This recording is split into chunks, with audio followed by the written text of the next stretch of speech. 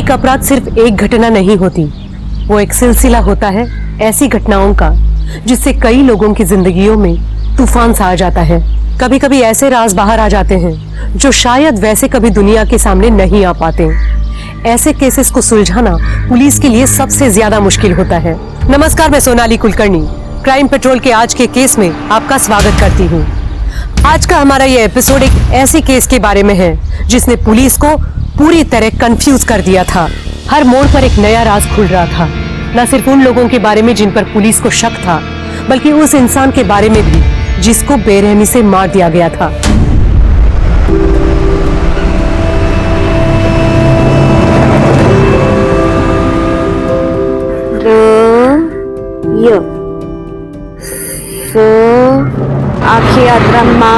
समाचार तेरे को कितनी बार बोला है पुल के नीचे जाके 6-6 घंटा भीख मंगा कर। मैंने कहा कर जब मुझे नहीं जाना। नहीं चाहिए। छोड़ो। कैसी माँ हो, अपनी बेटी को भीख मांगने के लिए बोल रही हो? बेन साहब, वो हमारी बच्ची है, उससे आपको क्या मतलब? वो पढ़ना चाहती है, समझ में नहीं आता?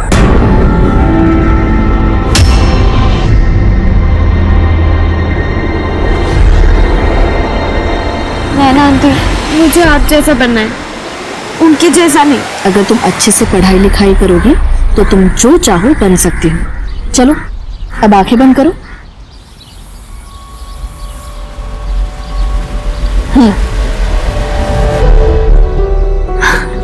ये तो अंग्रेजी किताब है, पर मुझे तो अंग्रेजी पढ़नी नहीं आती। हिंदी भी तो पढ़ने नहीं आती थी पहले, लेकिन अब आ रही है ना थोड़ी थोड़ी। वैसे ये भी आ जाएगा, बस मेहनत करती रहना।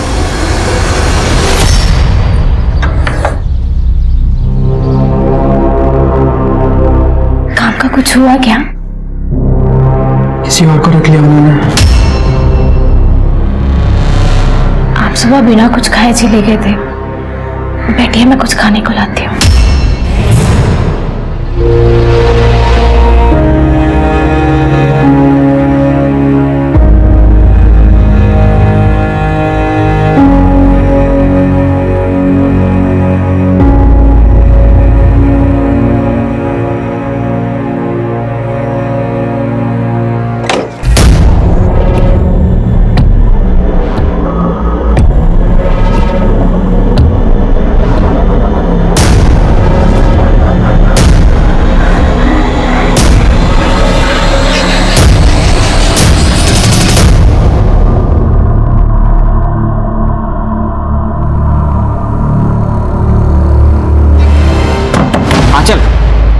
चल दरवाजा तो खोलो।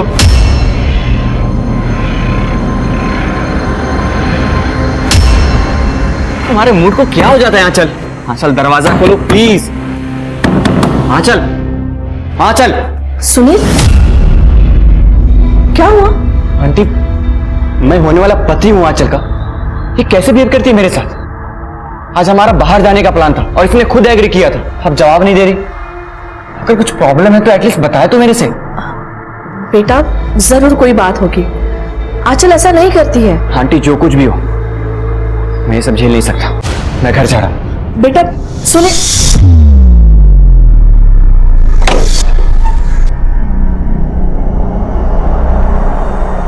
आंचल, सुनील अच्छा लड़का है, तुम उसके साथ ऐसा क्यों कर रही हो? और शादी के लिए तुमने ही हाँ करी थी ना? हाँ कर दी थी, लेकिन अब नहीं पता। अब छोड़ो मम्मी, आप नहीं समझोगे और ना ही पापा समझेंगे, क्योंकि उनके लिए ये शादी बिजनेस डील है।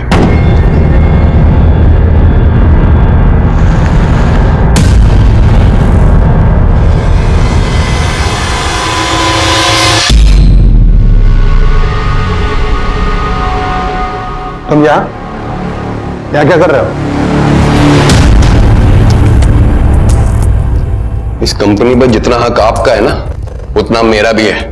पापा ने बड़ी मेहनत से खड़ा किया था इसे, और आपने मुझे इस कंपनी से निकालने के लिए जो जो चालें चली है ना, सब पता है मुझे। पुनीत, अपनी नाकामियों का जिम्मा मेरे सर पर ना ही डालो तो अच्छा है। तुम्हारी बेवकूफियों की वजह से कंपनी का सत्यानाश होने वाला था, पता है ना? अच्छा, तो अभी आपने बड़ा बिजनेस को चमका दिया है। अरे कितना झूठ बोलोगे आप? हमारी कंपनी 2 साल से लॉस में चल रही है। तो तुम्हें पता है कि कंपनी घाटे में चल रही है, तो फिर यहाँ लेने क्या आए? अभी रिसेंटली में आपने हमारी कुछ प्रॉपर्टी बेची है, उसका हिस्सा चाहिए मुझे। हिस्सा चाहिए तुम्हें? हाँ। सिक्योरिटी सिक्योरिटी बुलाने की जरूरत नहीं है।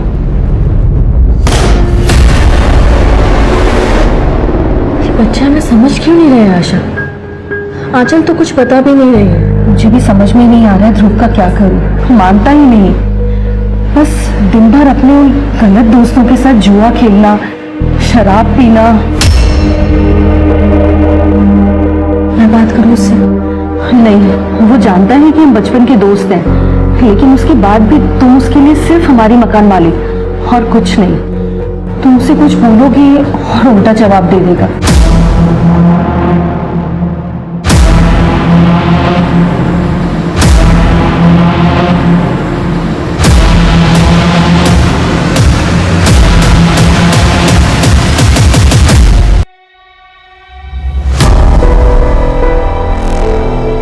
सुनिए, आप आंचल से एक बार बात कीजिए ना। अब आंचल से क्या बात करूं मैं? बचपन से लेके आज तक बिगाड़ा तो तुमने ही। तो सुनील से अच्छा लड़का कहाँ मिलेगा उसे? सुनील के कंपनी से अच्छी इन्वेस्टमेंट आ रही है, इसलिए ये रिश्ता हो रहा है। एक बात अच्छे से समझ लो, अगर ये शादी टूटी ना तो इसकी जिम्मेदार तुम होगी, क्योंकि तुमने आंचल को बिगाड़ा है। दुनिया भर के लोगों पर प्यार लुटाओगी। अब अपने उस दोस्त को देख लो जिसको तुमने मुफ्त में किराएदार रखा हुआ है।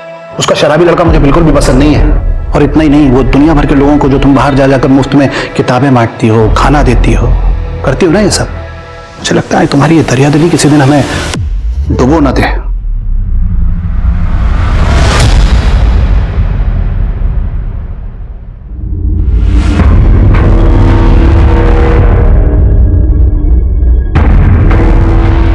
मम्मी,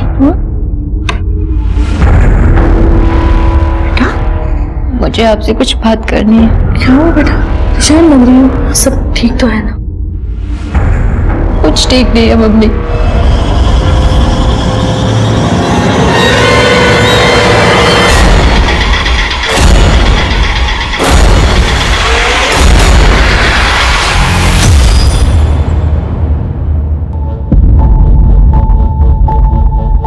चल बेटा, मम्मी को बोल मेरे लिए चाय बना दे, सिर में दर्द हो रहा है। आप खुद ही बोल दो ना, किचन में ही होंगी वो।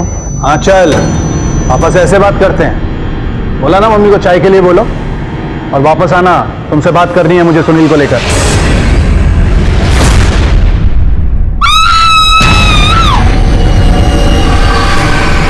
क्या हुआ?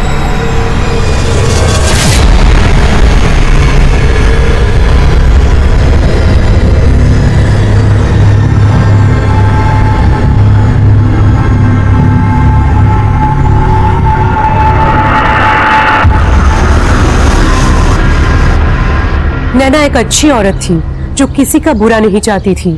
उसकी आदत थी लोगों की मदद करने की। लेकिन क्या ऐसी अच्छाई एक इंसान से सब कुछ छीन सकती है?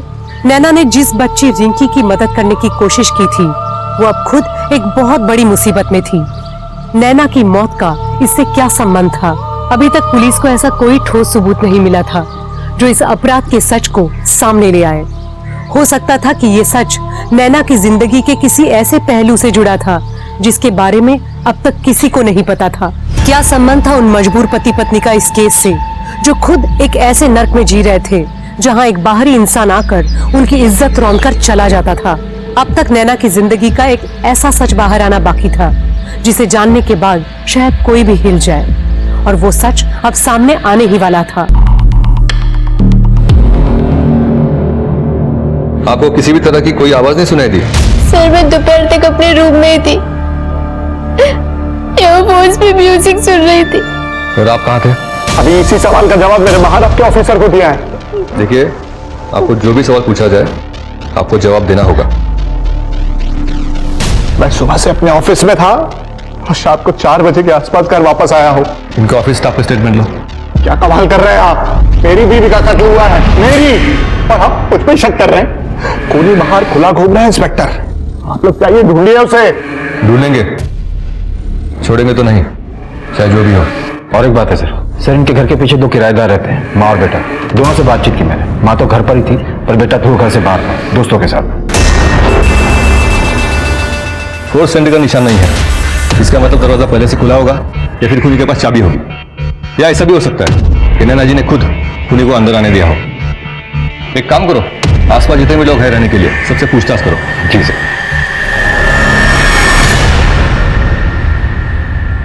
सर नैना अग्रवाल की पोस्टमार्टम रिपोर्ट आ गई है सर, ये देखिए। पीछे से वार किया पहले, फिर आगे से रैंडम तरीके से हथियार को यूज किया है।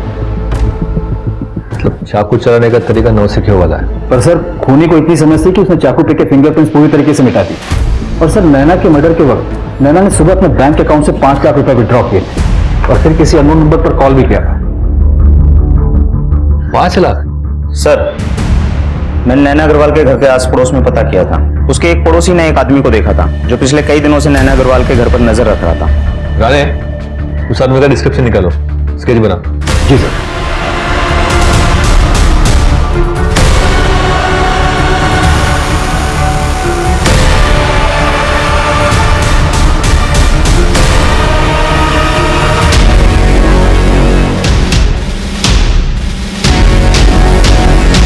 पुलिस मुझे ढूंढ रही है, अब मुझे डबल पैसे चाहिए। याद रखना, अगर मैं पकड़ा गया तो तुम भी नहीं बचोगे। मैं फिर से फोन करता हूँ।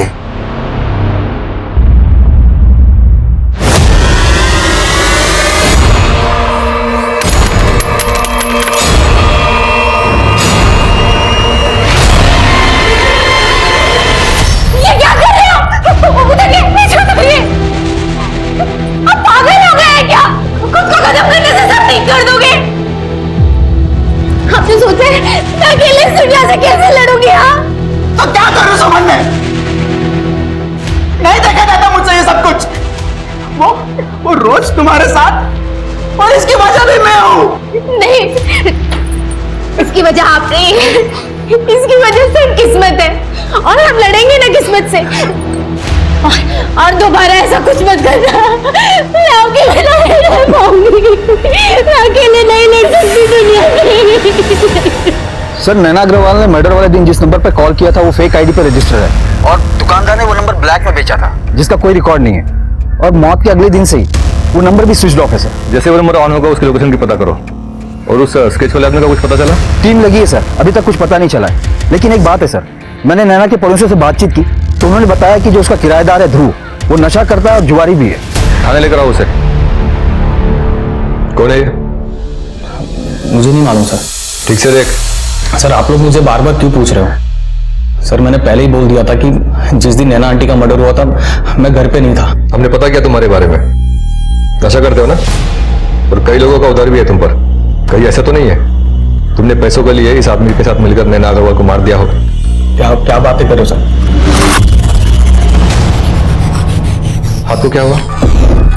वो ज्यादा दारू पी ली थी, नशे में ग्लास टूट गया और हाथ में लग गया। राणे, इसके चोट का मेडिकल करवाओ और देख लो वो चोट कांच के टूटने से लगी है या किसी और चीज से। जी सर।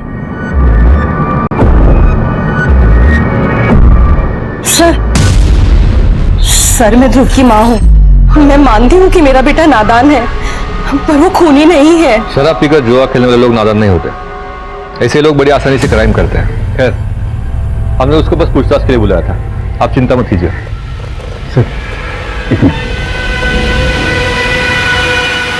सर ध्रुव के हाथ पर जो चोट लगा था वो कांच से ही लगा था, लेकिन ये जरूर है कि वो आधे घंटे के लिए गायब हुआ था अपने दोस्तों के यहाँ से।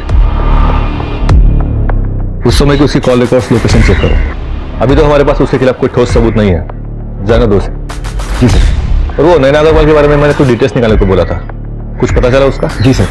सर नैना ने 6 महीने पहले कंपनी स्टार्ट करने की कोशिश की थी, ऑर्गेनिक प्रोडक्ट की। लोन भी लिया था इन्वेस्टमेंट के लिए, फिर कुछ हुआ नहीं। ये विनीत अग्रवाल के बारे में पता करो उनके एम्प्लॉयज से, और नैना के कमरे की तलाशी लो, देखो कुछ मिलता है क्या। जी ले जाइए आप अपने बेटे को।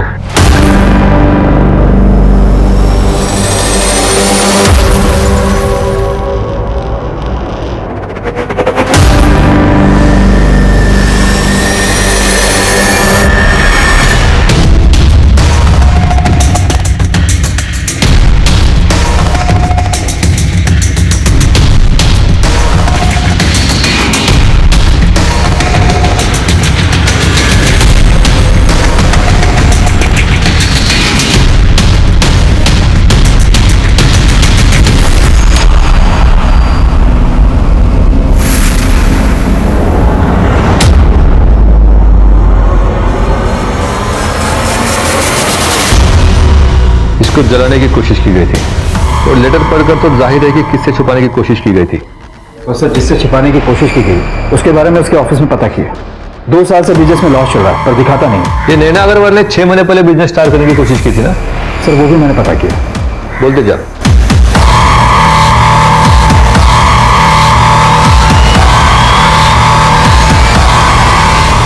विनीत अग्रवाल, आपकी पत्नी नैना अग्रवाल ने कुछ 6 महीने पहले एक बिजनेस स्टार्ट किया था ऑर्गेनिक प्रोडक्ट्स का।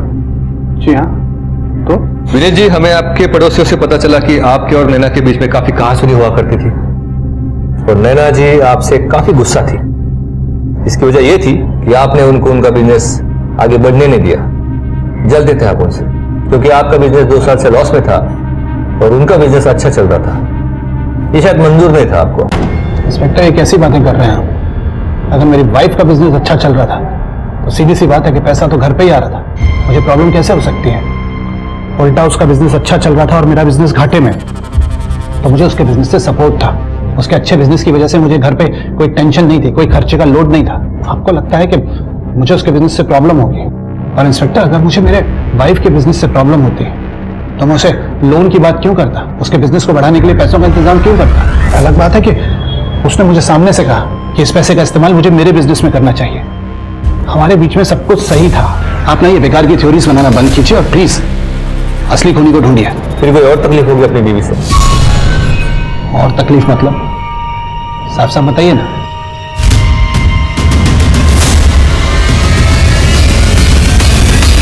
अब आपके चेहरे को देखकर इतना तो जान गए कि आपको पता है इसमें क्या लिखा है। अब आप साफ साफ बताइए, आपके और आपके पत्नी के बीच में क्या चल रहा था? अरे नैना, मेरी ऑफिस वाली फाइल कहां रख दी भाई तुमने?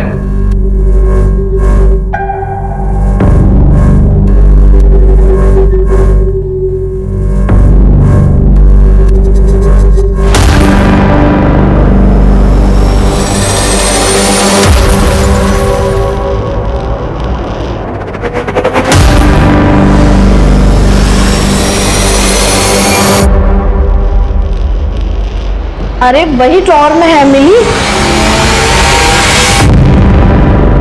नैना क्या है ये सब? किसके लेटर्स हैं ये? मेरे पीठ पीछे चल क्या रहा है ये सब? विनीत, ये बहुत पुराने लेटर्स हैं। हमारे शादी के भी पहले के लेटर्स हैं, लेकिन अब हमारा कोई कांटेक्ट नहीं है। तो अब तक संभाल के क्यों रखे हैं? मैंने तो बस याद समझ के रखे थे। मैं प्यार करती थी उससे। दिमाग खराब हो गया है तुम्हारा? शादी के इतने सालों तक सच क्यों छुपाया मुझसे? आशिकी चल रही है अभी भी तुम्हारी उससे? नहीं विनीत। बस!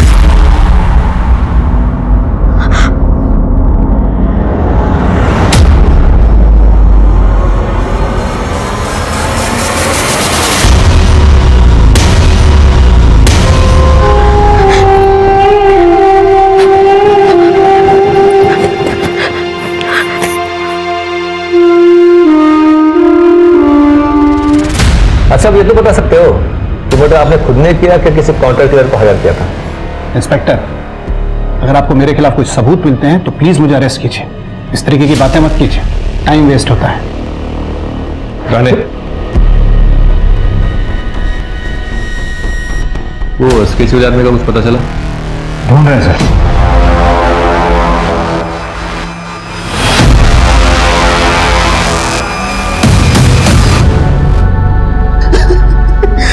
दूसरे लोगों को कहां से लाऊं मैं पैसे?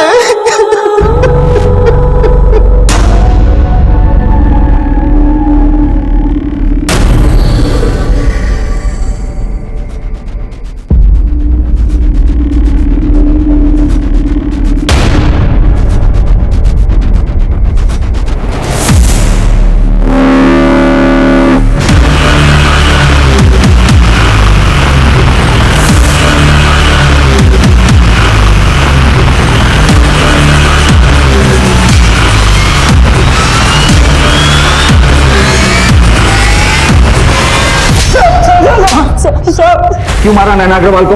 वो ठीक ना जो उसके घर के चक्कर लगा रहा था? सर मैं तो एक मामूली सा चोर हूँ। चोरी करने के लिए उस घर पे नजर रख रहा था कुछ दिनों से। कौन कब घर से बाहर जाता था बस मैं ये जानना चाहता था। उस दिन जब मैं चोरी करने के लिए गया तो घर में लाश पहले से पड़ी हुई थी। और आप लोग फिर मुझे ढूंढने लगे। मामूली से चोर? ये बता, तुझे इतने सारे पैसे किसने और किस बात के लिए दिए थे? जिसने मुझे चोरी करने के लिए बोला था उन्हीं ने सारे पैसे दिए मुझे। मैं फंस गया तो मुझे लगा कि मैं और डरा के उसे पैसे ले सकता हूँ। कौन है वो? झूठ बोल के टाइम वेस्ट मत कर। उस चोर को हमने अरेस्ट किया है, ये बात तो क्लियर है। तूने उसे हायर किया था। हाँ, मैंने उसे हायर किया था और मैंने ही उसे विनीत के घर में भेजा था। क्यों? भाई का बदला लेने? तुम्हारे भाई विनीत अग्रवाल ने तुम्हारा हिस्सा हड़प लिया, तुम्हें इस बात का गुस्सा था और तुमने इसलिए एक चोर हायर करके उसके घर पैसे चुराने के लिए चोर को भेजा। वहां पे जो कुछ भी हुआ ना, उसके जिम्मेदार तुम भी हो। तुमने उस चोर को घर की डुप्लीकेट चाबी दी थी। वो चोर घर में घुसा उसी चाबी के जरिए। उसके हिसाब से घर में सिर्फ आंचल को होना चाहिए था, वो अपने कमरे में थी।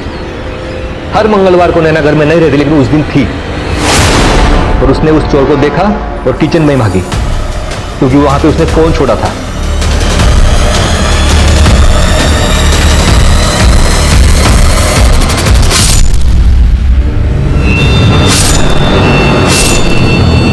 मैंने सिर्फ उसे चोरी करने के लिए भेजा था, मर्डर करने के लिए नहीं। लेकिन भेजा तो तुमने ही ना। तो ठीक है, मैं कोर्ट में गवाही दे दूंगा। मैं बोल दूंगा उसने मुझे कॉल किया था और कहा था कि नैना को मैंने ही मारा है। साहब, मैं तो वो पुनीत को डराने के लिए बस ऐसे ही बोल दिया था, जिससे वो डर जाए और मुझे आसानी से पैसे दे दे। कभी बोलता है मारा, कभी बोलता नहीं मारा। मजाक चल रहा है यहाँ पे? हाँ? क्या लगता है? सर मुझे तो लगता है इसी चोर ने मारा है। पहले तो पुनीत के सामने फोन पर सब कुछ कबूल किया, अब पलटी मार रहा है। सर इस पे और काम किया ना तो सब कुछ सच उगल देगा। पूछताछ करते रहो, एक सवाल 10 बार पूछना। और उस नंबर का कुछ पता चला जिस पर नैना ने फोन किया था? नहीं सर, अभी भी स्विच ऑफ है। जैसे कुछ पता चलता मैं आपको इन्फॉर्म करता हूँ।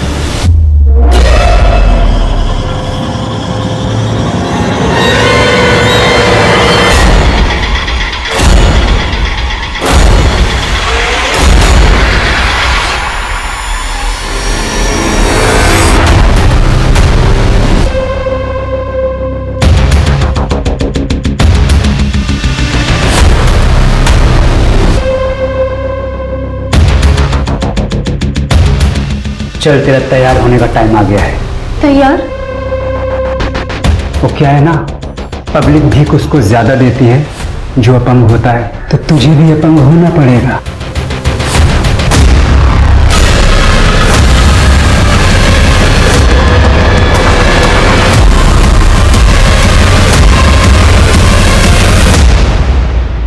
अंकल, ये मेरा फाइनल डिसीजन है। ये शादी मैं नहीं कर सकता। बेटा मैं मानता हूं कि नैना की मौत के बाद आंचल तुमसे थोड़ा अलग बर्ताव कर रही है, लेकिन ऐसे मौके पर तुम उसका साथ छोड़ दोगे तो क्या बीतेगी उस पर? कल बात वो नहीं है। अब मैं कैसे बताऊं आपको? एक्चुअली यहां जो कुछ भी चल रहा है ना, ये जानने के बाद मैं इस रिश्ते में नहीं रह सकता। मैं समझा नहीं, क्या कहना चाहते हो तुम? अंकल, एक बात है जो आपको नहीं पता और मुझे ऐसा लगता है कि यह बात जानने का आपको पूरा हक है। वो नैना आंटी और आंचल को मैंने एक दिन बात करते हुए सुना था।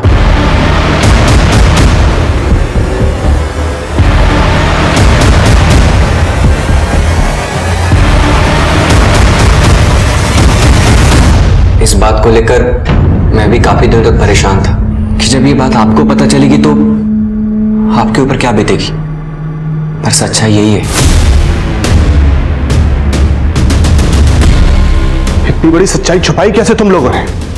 किस बारे में बात कर रहे हैं? मैं समझी नहीं। सुनील ने मुझे सब कुछ सच सच बता दिया है। उसने तुम्हारी और नैना की बातचीत सुन ली थी।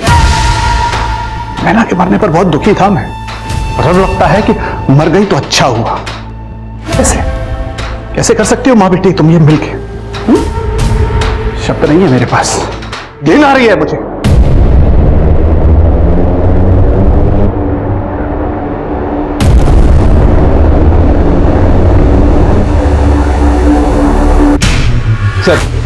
सर मैं ध्रुव का कॉल रिकॉर्ड चेक कर रहा था तो एक इंटरेस्टिंग चीज देखी है।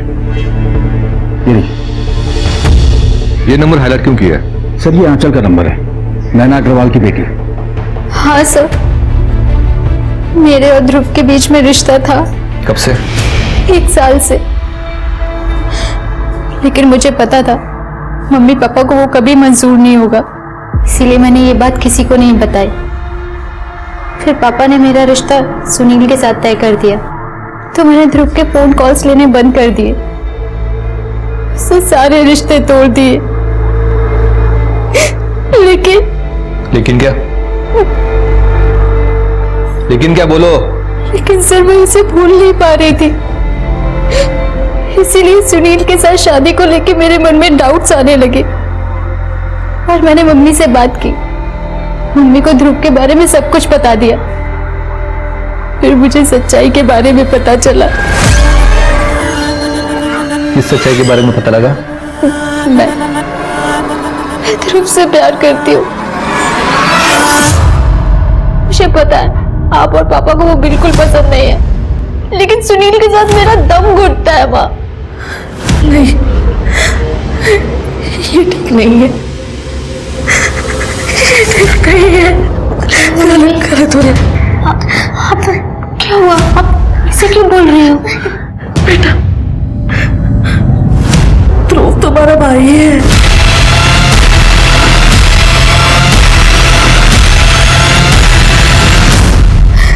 क्या मतलब नैना जी का शादी के पहले जिस आदमी के साथ रिश्ता था ध्रुव उनका बेटा है? सर मम्मी ने ध्रुव को शादी से पहले जन्म दिया था, उनके पास कोई ऑप्शन नहीं था, तो उन्होंने ध्रुव को अपने दोस्त को सौंप दिया, आशा आंटी।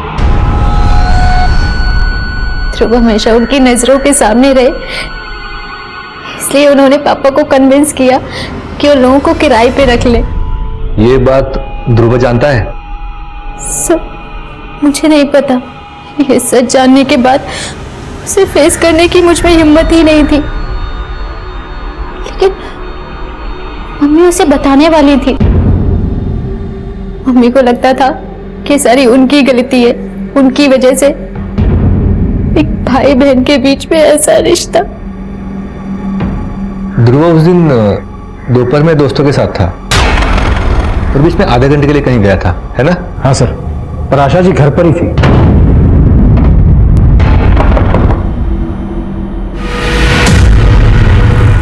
आशा जी है?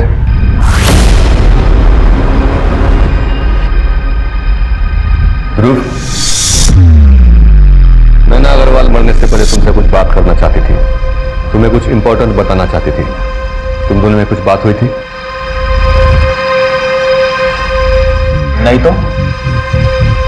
आशा जी, क्या आपको पता था कि नैना जी ध्रुव को सब सच बताने वाली थी?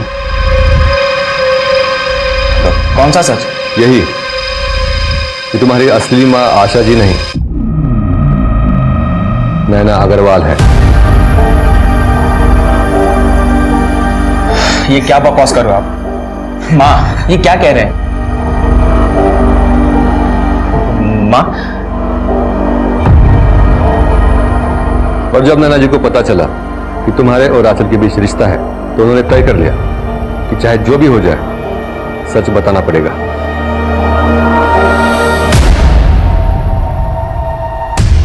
और आशा जी, आपको देखकर लगता है कि नैना जी का फैसला आपको पता था। कहीं ऐसा तो नहीं है कि आप ही ने आपकी दोस्त नैना का खून कर दिया, क्योंकि वो असली सच ध्रुव को कभी बता ही ना पाए। आप ये कैसी बातें कर रहे हैं सर? नैना मेरी दोस्त थी, मेरा उस समय कोई नहीं था। शादी के तुरंत बाद ही विधवा हो गई और उसे मेरी जरूरत थी और मुझे उसकी। इतने सालों तक हम दोनों ही ध्रुव की मां थी। ये बात सच है कि मैं कभी नहीं चाहती थी कि ध्रुव को इस बात का पता चले। इसके लिए मैं नैना को मार नहीं सकती। और ध्रुव, तुमको तो ये बात पता नहीं थी कि नैना जी तुम्हारी असली मां है और आंचल तुम्हारी बहन। आंचल की शादी कहीं और तय कर दी गई थी, इसलिए तुमने दारू पीना भी शुरू किया था। कहीं ऐसा तो नहीं है कि इसी वजह से गुस्से में आकर तुम्ही ने नैना जी का खून कर दिया? अरे बस!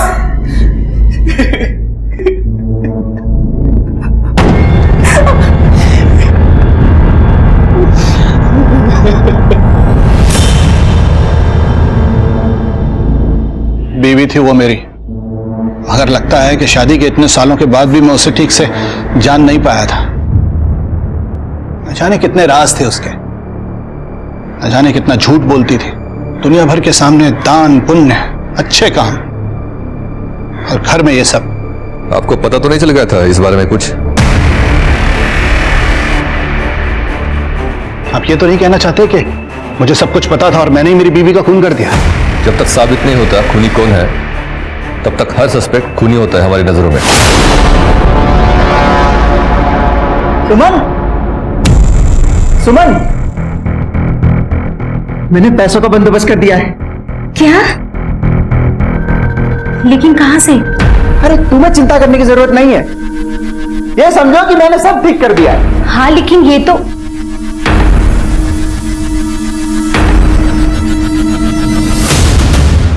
मंदार भाई ने भेजा है ब्याज के लिए। निकल यहाँ से, खत्म मत रखना अपना यहाँ पे कभी। कर्जा है मंदार भाई के तेरे ऊपर, कर्जा तेरी बीवी को चुकाने का मौका दिया है, ये बड़प्पन है उनका। अरे मंदार भाई को बोलना कि 1 हफ्ते में उनके सारे पैसे चुका दूंगा। अब चल निकल यहाँ से।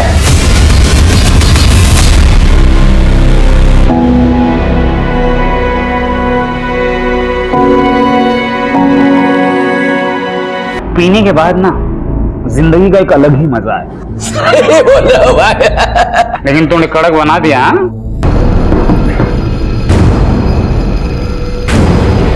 अरे ये बॉस ना बैलेंस ही नहीं डाला था।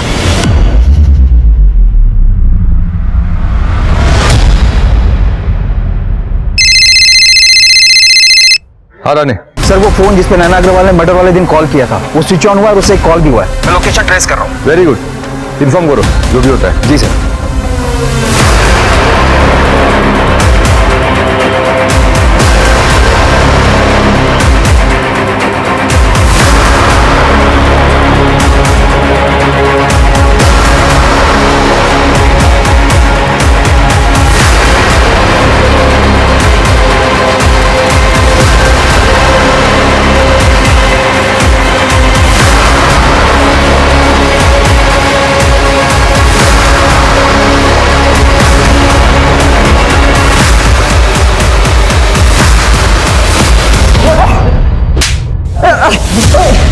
ओ साहब, मुंह से बात करो ना, हाथ से बात क्यों कर रहे हो? जो पूछना है पूछो, मैं बताऊंगा। जानवर साले, एक बच्ची की आंखें छीनने के बाद अब हमको आंखें दिखा रहा तू। देखो बेटा तुम डरो मत, हाँ? रोना बंद करो, पानी पी लो, ये लो। देखो बेटा तुम मुझको ये बताओ कि उस आदमी ने आपको कहां से उठाया था?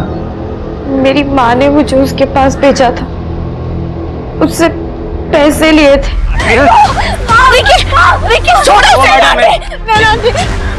ये सब मामले में मत पड़ो, अपना काम करो। बच्ची है ये, इसे छोड़ दो। अब से ये हमारे लिए भीख मांगेगी। मैं अभी पुलिस को फोन करती हूँ। कर लो, कुछ नहीं होने वाला है, सब जगह अपनी सेटिंग है। तुम्हें पैसे चाहिए ना, मैं देती हूँ, इसे छोड़ दो। ठीक है, इसके बदले में मुझे 5 लाख रुपए चाहिए। इतना दे सकती हो तो फोन करना। रविया, मैडम को नंबर दे दे। वो 5 लाख मेरे को देने वाली थी, मैं उसको क्यों मारूंगा? क्योंकि तुझे लालच आ गया होगा।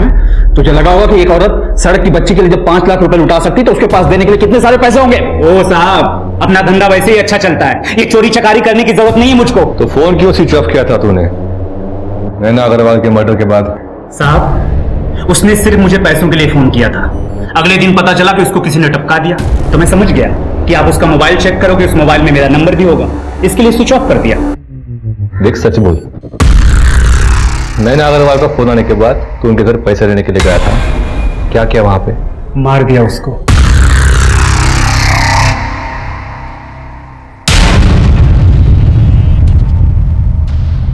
यही सुनना चाहते हैं ना आप?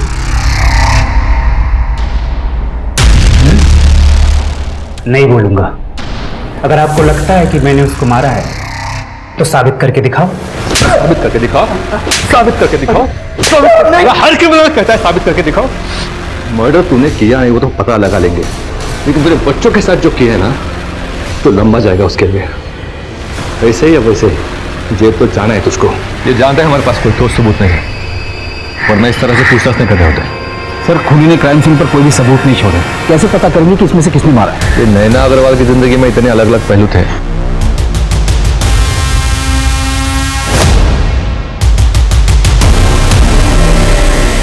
इनमें से किस वजह से जान गए उनकी आखिर?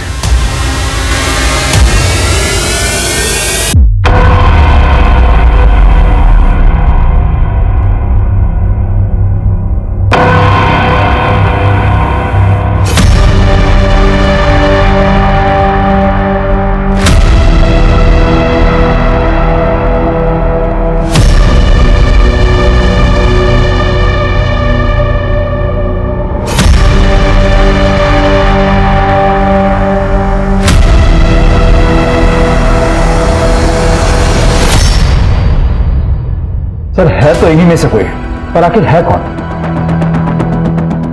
राणे इतने हफ्ते हो गए, अभी तक ब्रेक थ्रू नहीं मिला। इनमें से कुछ तो मिसिंग है जो अब तक हमको दिखाई नहीं दिया है। आखिर है क्या वो? सर नैना अग्रवाल की फाइल चाहिए थी। क्यों? एसबी बैंक से कोई आया है, उनको पेपर वर्क के लिए एफआईआर की कॉपी चाहिए। जी कहिए। एक्चुअली सर हमारे बैंक से नैना अग्रवाल ने अपने बिजनेस के लिए लोन लिया था। अब उनकी मौत हो गई है और लोन भी क्लियर नहीं हुआ है, तो इंश्योरेंस फाइल करने के लिए हमें उनकी एफआईआर की कॉपी चाहिए। मतलब लोन की किस्तें भरी नहीं अब तक? जी नहीं सर, बोरोवर नैना अग्रवाल की डेथ हो गई और जब हमने उनके गारंटर तक पहुंचने की कोशिश की तो हमें पता चला कि वो बहुत टाइम से मिसिंग है। विनीत अग्रवाल? विनीत अग्रवाल नहीं, उनके गारंटर। नैना अग्रवाल के पति विनीत अग्रवाल उनके गारंटर नहीं है? कोई राघव पंडित नाम के उनके गारंटर थे। ये नैना अग्रवाल ने किसको गारंटर बना दिया? पता नहीं नैना अग्रवाल की जिंदगी के कितने राज खुलने बाकी है। ये आपके लोन की फाइल में उस गारंटर का एड्रेस होगा ना? हाँ सर, उनका एड्रेस है मेरे पास।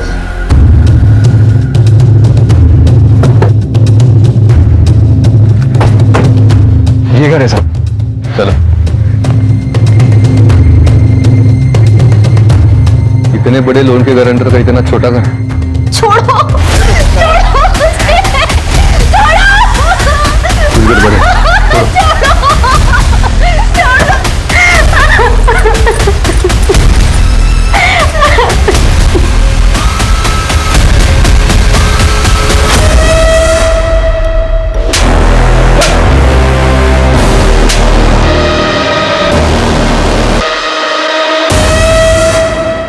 आप ठीक तो है?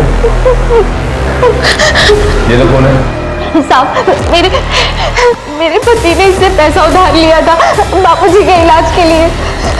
बापूजी तो रहे नहीं और सारा पैसा अस्पताल में लग गया। हमारे पास इतना पैसा नहीं था कि हम इसे दे पाए।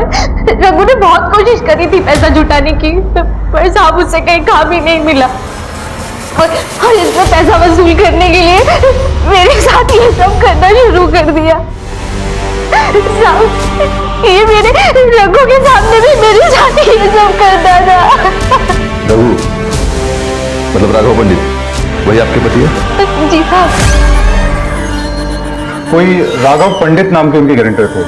अभी कहाँ पे वो? पता नहीं साहब, कुछ महीनों से गायब है। अचानक से एक दिन बोले कि पैसों का सब इंतजाम हो गया है, मैं पैसे लेने के लिए जा रहा हूँ, पर तब से वापस नहीं आए साहब, वापस नहीं आए। राणे कुछ तो घपला है। एक गरीब आदमी जो अपना खुद का उधार नहीं चुका पाया, अचानक इतने बड़े लोन का गारंटर कैसे बन गया? सर इस सवाल का जवाब तो वही आदमी दे सकता है, पर वो तो खुद ही गायब है। ये राघव को कुछ भी करके ढूंढना होगा। नैना के लोन के बारे में जो भी जवाब है ना, उसी से मिलेंगे। एक काम करो ना, राघव को फोटो पूरे शहर में, आसपास के गांव में, सभी पुलिस चौकी में भेज दो। जी सर।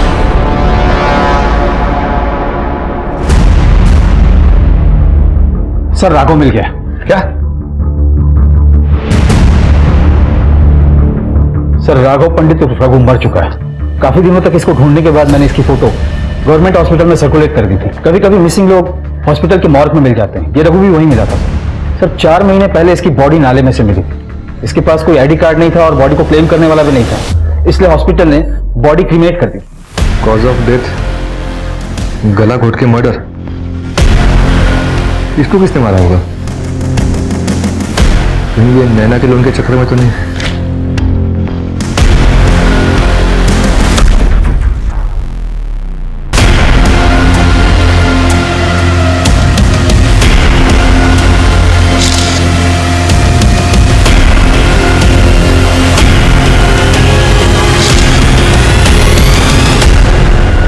मतलब रघु और नैना का मर्डर सेम ही है।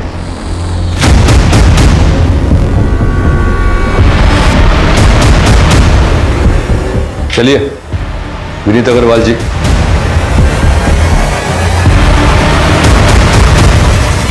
इंस्पेक्टर मेरी समझ में बिल्कुल नहीं आ रहा कि आप लोग मेरा टाइम बार बार क्यों वेस्ट कर रहे हैं। क्या हुआ, आपकी बात पूरी नहीं करेंगे? अच्छा, मेरे लॉयर से बात करनी है। लॉयर तो बहुत बड़ा देखना होगा आपको अग्रवाल जी, आखिर दो मर्डर करके जो बैठे हो आप। क्या बकवास कर रहे हैं आप? कैसा मर्डर? सबूत क्या है आपके पास? सबूत मत चिल्लाओ, सब मिल जाएगा। क्रोनोलॉजी क्लियर कर ले पहले। इस प्लान की शुरुआत तुमने 2 साल पहले की थी, सही बोल रहा हूं ना? मुझे नहीं पता आप क्या बोल रहे हैं। मैं समझाता हूं ना। 2 साल पहले तुम्हारा बिजनेस लॉस में जाने लगा और कोई भी बैंक तुमको लोन देने के लिए तैयार नहीं थी। फिर आपने आपकी पत्नी नैना को कन्विंस किया बैंक से लोन लेने के लिए, नैना के नए बिजनेस के लिए। और जब लोन का पैसा आ गया तो तुमने बड़ी चालाकी से वही लोन का पैसा अपने बिजनेस को बचाने में लगाने के लिए अपनी पत्नी को फिर से कन्विंस किया। और तब नैना जी को पता चला कि तुमने उनका सिर्फ इस्तेमाल किया है लोन के पैसों के लिए। ये सारी बातें आप हवा में कर रहे हैं, कोई प्रूफ नहीं है आपके पास? हवा में नहीं कर रहे, रिकॉर्ड है हमारे पास। हमने आपके अकाउंटेंट से बात की है।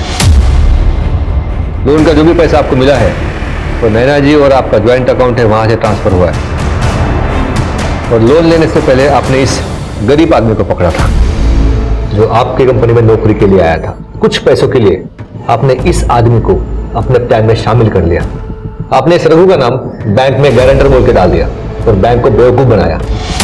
और लोन मिलने के 2 महीने बाद जब पैसे भी खत्म हो गए तो नैना के पहले तुमने रघु को गायब किया।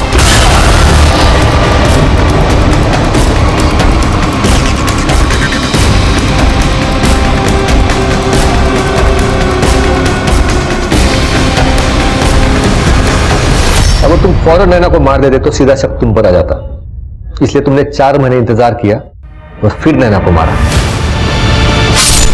ये बार बार आप उंगली उठाकर बोलते हो ना, सबूत चाहिए सबूत चाहिए। ये इसी उंगली में जो अंगूठी है ना, उसने आपका प्लान खराब कर दिया। रघु का गला घोटते वक्त इसी अंगूठी के निशान उसके गर्दन पर पड़ गए। देखिए सर, आपको कोई गलतफहमी हुई सर? आखिर सर पे आ ही गया तो बताइए सर जी, आपने अपनी पत्नी नैना का कत्ल क्यों किया? मैं नैना से उब गया था सर, और बिजनेस में लगातार लॉस हो रहे थे। मुझे उन दोनों से छुटकारा पाना था। मुझे इन दोनों से छुटकारे का एक ही रास्ता नजर आया, वो था ये। बस कमाल है, ले जाओ इसे।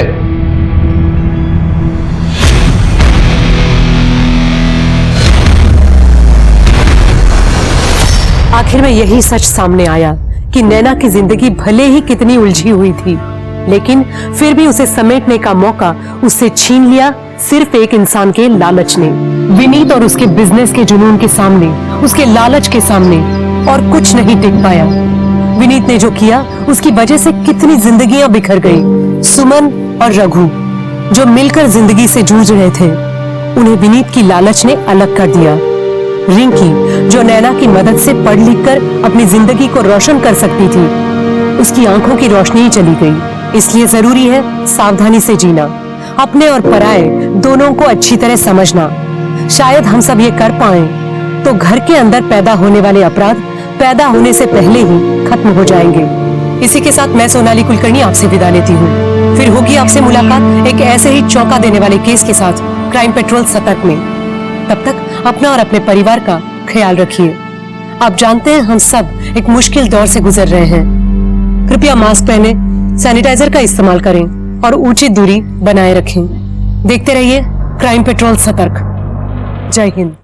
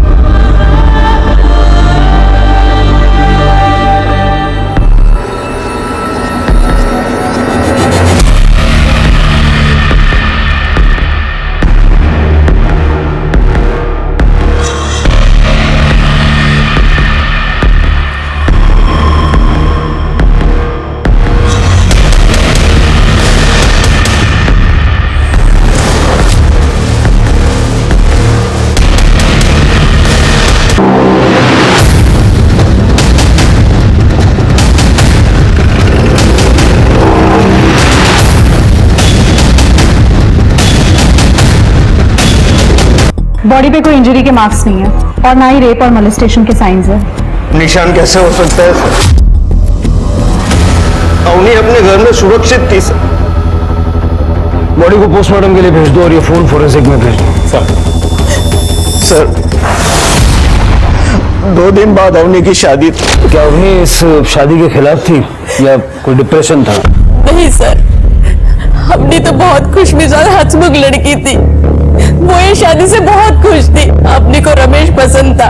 लोखंडे परिवार को हाँ बोलने से पहले हमने अपने से पूछा था। लोखंडे परिवार बहुत ही अच्छा था। इस जमाने में भी उन्होंने दहेज की मांग नहीं की, बल्कि शादी का आधा खर्चा भी उठाने के लिए तैयार थे वो लोग। रमेश की माँ ने यहाँ तक कहा कि हमें सिर्फ अवनी चाहिए। तो कहीं रमेश और अवनी के बीच किसी बात पे? नहीं सर, ऐसा कुछ भी नहीं हुआ था। रमेश का ऐसा स्वभाव ही नहीं है। हमारी अवनी कितनी खुश थी। ये देखिए सर, रमेश की फोटो, वो दोनों कितने खुश थे। कोई और फोटो नहीं है क्या इसके अलावा? नहीं सर, फिलहाल तो एक ही फोटो। हम लोग तो शादी का इंतजार कर रहे थे। शादी में खूब फोटो खिंचाएंगे सर। लोखंडे परिवार का नंबर चाहिए सर। ये रमेश के पिता वसंत का नंबर है।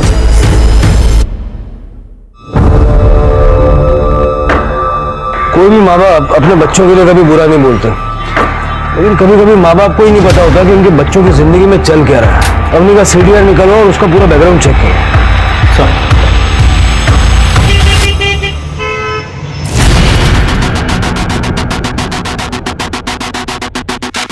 सर अवनी जादव है, कॉलेज पास आउट, हंसमुख और बहुत ही हैप्पी गो लकी लड़की थी। स्कूल के टाइम से ही उसकी लड़कों के साथ दोस्ती थी, लेकिन कोई बॉयफ्रेंड नहीं था। सर कॉल डेटा रिकॉर्ड्स में भी कुछ सस्पिशियस नहीं मिला।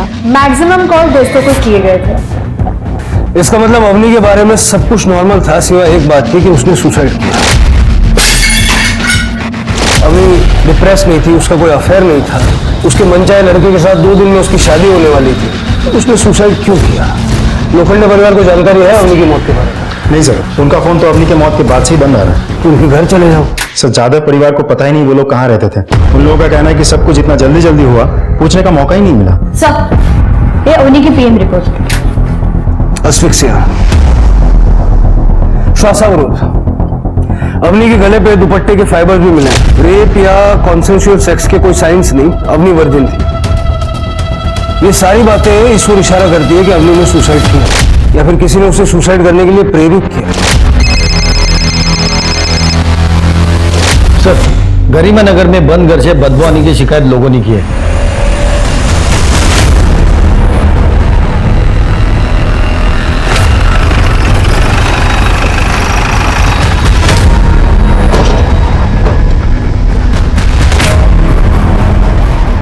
मैं मकान मालिक मोरिया आठोले। कुछ दिन पहले मैंने ही ये घर बेचारे फैमिली के 4 सदस्यों को भाड़े पे दिया था।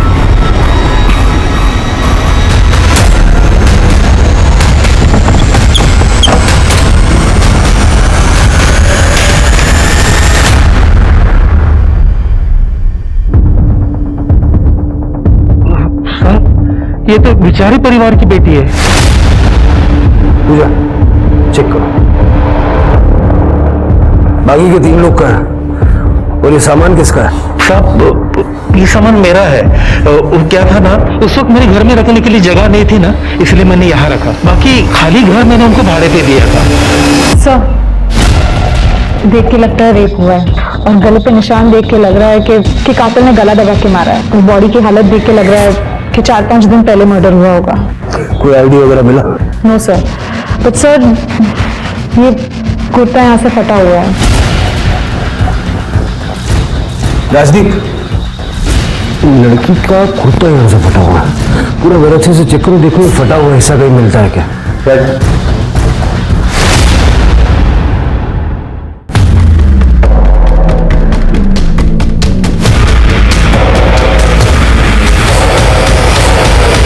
सर पूरा घर अच्छे से छानना है, लेकिन कपड़े का ऐसा टुकड़ा तो कहीं नहीं मिला। और घर की हालत देख के लगता नहीं घर में मारामारी या तोड़फोड़ या छीना चपटी कुछ हुई होगी। सर ऐसा भी तो हो सकता है कि मतलब कातिल जानता था कि लड़की रहती कहाँ है। मोहल्ले का सीसीटीवी फुटेज चेक करो और पड़ोसियों से बातचीत करो। सर मौर्या जी, एक मिनट। हाँ सर। रेंटल एग्रीमेंट की कॉपी चाहिए हमें। सर उनको 1 महीने के लिए घर चाहिए था और पैसे भी एडवांस में दिए थे, इसलिए एग्रीमेंट कॉपी नहीं बनवाया। तो बिना एग्रीमेंट के घर भाड़े पे देना कानूनन जुर्म जानते हो? हाँ सर। कौन कौन था उनके परिवार में?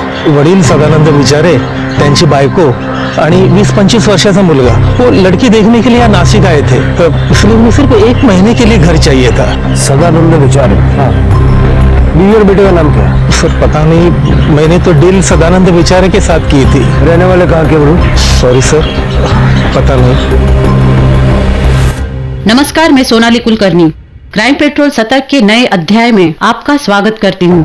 नासिक पुलिस के पास एक के बाद एक 2 लड़कियों के मौत का मामला आया, जहां अवनी की सुसाइड की वजह नहीं पता चल रही थी। गरिमा नगर में सीसीटीवी ना होने के वजह से पुलिस के हाथ कोई भी सुराग नहीं लगा था। वही अवनी के केस में पुलिस को पता चला कि लोखंडे परिवार के फोन नंबर फेक है। ऐसा कोई नंबर एक्टिव था ही नहीं। पुलिस इन 2 केसेस को सुलझाने में उलझी हुई थी कि तभी पुलिस को एक और बड़ा झटका लगा। साहब, हमारी बेटी सुजाता 1.5 महीने पहले उसकी शादी हो गई थी, तब से वो गायब है। लड़के के घर वालों को भी कोई पता नहीं मिल रहा है, वो भी सब गायब है साहब। गायब? हमारे बेटी के लिए अच्छे घर से रिश्ता आया था, इसीलिए हमने पाटिल परिवार को हमारे घर पर बुलाया था। ये मेरे बाबा मनोहर पाटिल। नमस्कार। नमस्कार। और ये मेरी आई नंदिनी पाटिल। नमस्कार। और ये मेरी प्यारी छोटी बहन राखी। हेलो। लीला जी, ये मेरी धर्मपत्नी लीला है और ये है मेरी बेटी सुजाता। बहन जी आप भी बैठिए ना। हाय भाभी, कितनी प्रीटी है ना। सॉरी सॉरी सॉरी, पहले आप दोनों एक दूसरे को तो हाँ बोल दो। वैसे एक बात बोलूं, भैया का तो पता नहीं पर मेरी तरफ से हाँ है। जी मैं दुबई में जॉब करता हूँ और हम सब वहीं सेटल्ड हैं। अच्छा। लेकिन मुझे शादी इंडियन लड़की से ही करनी है, इसलिए हम सब इंडिया आए। अरे बेटी आओ ना यहाँ, आज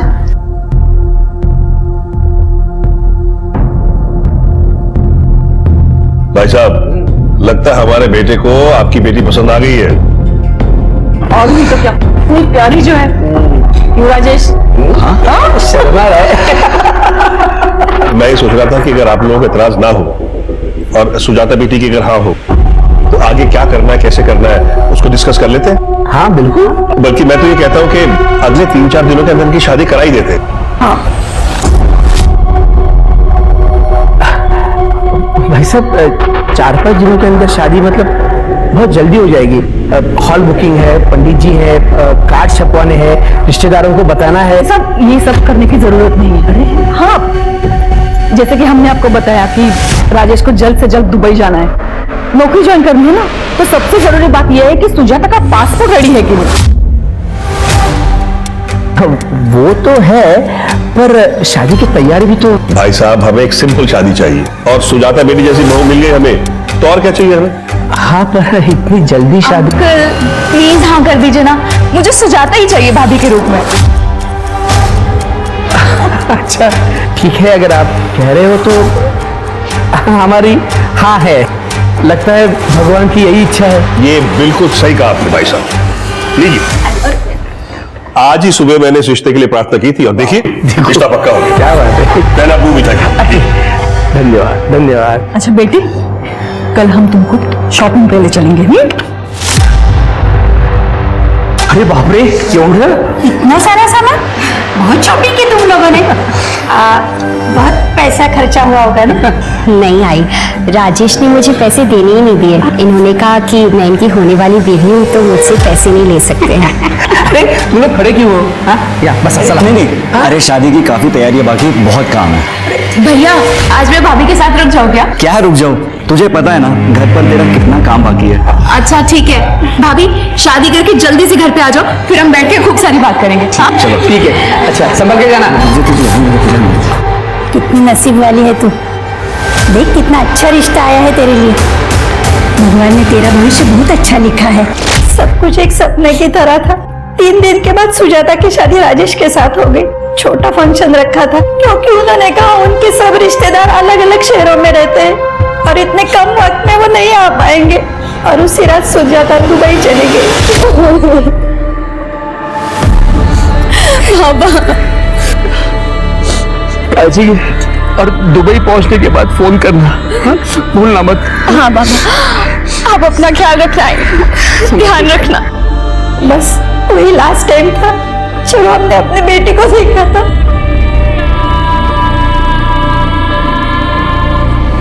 उसके बाद से उसका फोन स्विच ऑफ आ रहा है।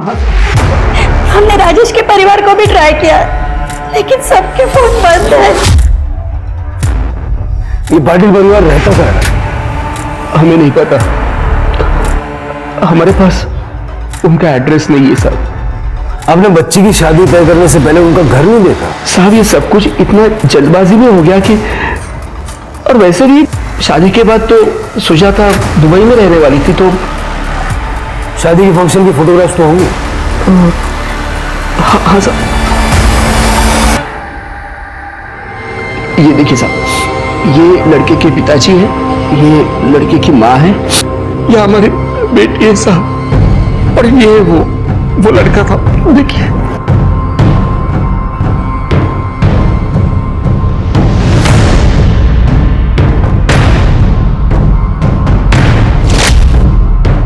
इसमें चेहरा साफ नजर नहीं आ रहा है। आपके पास दूसरी फोटो नहीं है?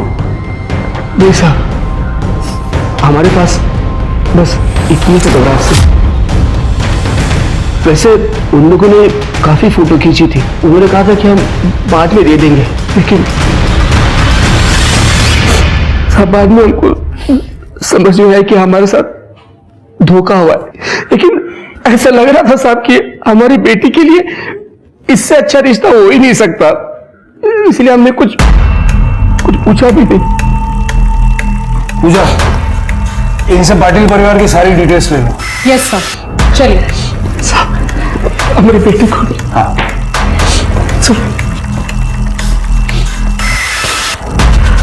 राजदीप, ये राजेश का फेस कट कुछ रमेश जैसा नहीं लग रहा था? मतलब वो अंगूठियां और ब्रेसलेट भी मुझे सेम ही नजर आ रहे थे।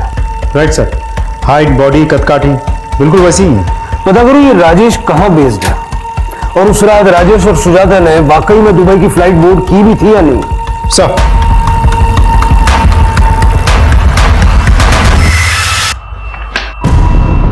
विचारे परिवार की बेटी की पोस्टमार्टम रिपोर्ट के मुताबिक गला दबा के उसकी हत्या की गई थी। मौत का समय 3 जून की दोपहर 2 से 4 के बीच का है। एक और बात सर, उसकी बॉडी और कपड़ों में ड्राइड सीमेंट मिले हैं। 19-20 साल की किसी लड़की की मिसिंग कंप्लेंट से डिस्क्रिप्शन मैच हुआ? नहीं सर, अभी तक तो नहीं। हमने आसपास के सभी डिस्ट्रिक्ट के थानों में पूछताछ कर ली है। लगता है परिवार ही उसे मार के भाग गया है, लेकिन फिर सवाल यह है कि रेप किसने किया? हमने पाटिल फैमिली के सिम कार्ड चेक किए। मनोहर और नंदिनी दोनों शिरीष कुलकर्णी के नाम का नंबर यूज कर रहे थे। जांच में हमें पता चला ये आइडेंटिटी थेफ्ट का केस है। और सर, जो नंबर राजेश पाटिल यूज कर रहा था वो सुभाष यादव के नाम पे लिया गया था, जिसमें नकली आधार कार्ड और एड्रेस सबमिट किया था। मतलब सुभाष यादव है ही नहीं? Right sir. Sir, Avni Yadav के केस में उसके घर वालों ने बताया था कि रमेश दुबई में सेटल था, और सुजाता के केस में राजेश पाटिल दुबई में सेटल था। चक्कर क्या है? ये दोनों एक ही आदमी है या पूरा परिवार मिलकर कोई गेम खेल रहा है? सर, मुंबई पुलिस ने ये फैक्स भेजा है। मुंबई पुलिस के अनुसार उस रात सिर्फ सुजाता ने दुबई की फ्लाइट बोर्ड की थी, और राजेश पाटिल की सीट बाद में किसी सलमान शरीफ को असाइन कर दी गई। मतलब राजेश ने किसी और नाम से ट्रैवल किया था, लेकिन क्यों? सर, राजेश और सुजाता की शादी होती है। शादी के बाद राजेश सुजाता को दुबई लेके जाने वाला था अपने घर में, तो फिर सुजाता ने अकेले क्यों ट्रैवल किया?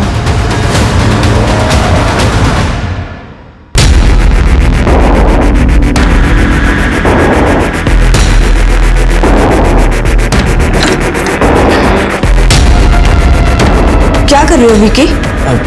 कुछ नहीं, मैं वो काम कर रहा था। कुछ नहीं।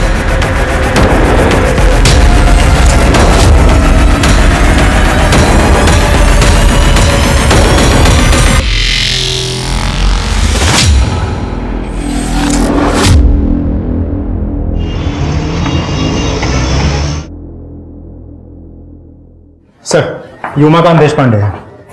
उनकी बेटी निधि शादी के बाद से ही मिसिंग है। बैठिए।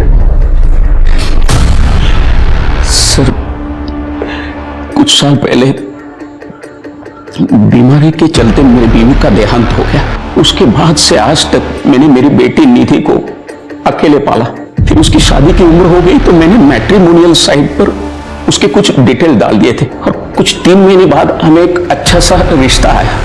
आदित्य गडकरी, जो दुबई में काम करता है। दुबई में? और आदित्य अपने माँ बाप और छोटी बहन के साथ आपसे मिलने आपके घर आया होगा। इंस्पेक्टर साहब, ये आपको कैसे पता? आदित्य के पेरेंट्स तो बड़े अच्छे और समझदार इंसान हैं। उनको सिर्फ शादी की जल्दी थी, क्योंकि आदित्य को दुबई जाकर जॉब ज्वाइन करनी थी। तो उन्होंने सिर्फ निधि का पासपोर्ट तैयार है या नहीं इतना ही पूछा। दहेज भी नहीं मांगा होगा उन्होंने। ये कहा होगा कि कम से कम लोगों के दरमियान वो शादी करवाना चाहते हैं। इंस्पेक्टर साहब, इसका मतलब ये ऐसा दूसरे लोगों के साथ भी हुआ है?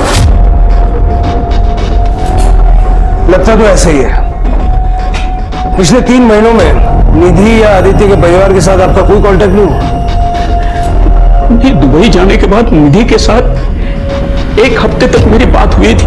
उसने कहा भी कि वहां सब कुछ ठीक है।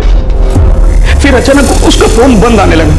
फिर मैंने आदित्य और उनके पेरेंट्स के साथ बात करने की कोशिश की, उनको कांटेक्ट करने की कोशिश की, लेकिन उनके फोन भी स्विच ऑफ आ रहे हैं। और आपको ये भी नहीं पता होगा कि नासिक में वो लोग रहते कहाँ हैं?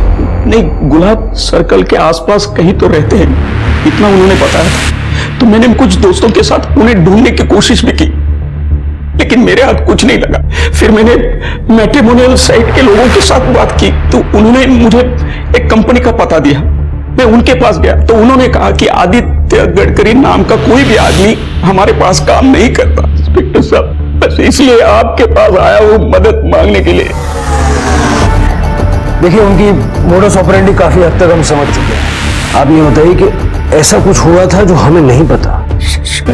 शादी के 3 दिन पहले निधि के मोबाइल पे उसकी एक आपत्तिजनक फोटो किसी ने भेजी थी। आई शपथ बाबा, बाबा ये मैं नहीं हूँ, मैंने ऐसा कुछ नहीं किया। हाँ, मुझे पता है, मुझे तुझ पर भरोसा है। ये फोटो तेरी नहीं है। बाबा, ये तो उसी नंबर से कॉल आया। हेलो। मुझे पता है, मैंने जो तुम्हें तुम्हारा नया फोटो भेजा है ना, वो तुम्हें बिल्कुल पसंद नहीं है। कौन हो तुम? क्यों कर रहे हो मेरे साथ ऐसा? मैंने क्या बिगाड़ा है तुम्हारा? अगर तू चाहती है कि तेरे फोटो इंटरनेट पे वायरल ना हो तो कल शाम तक 5 लाख रुपए दे देना। 5 लाख?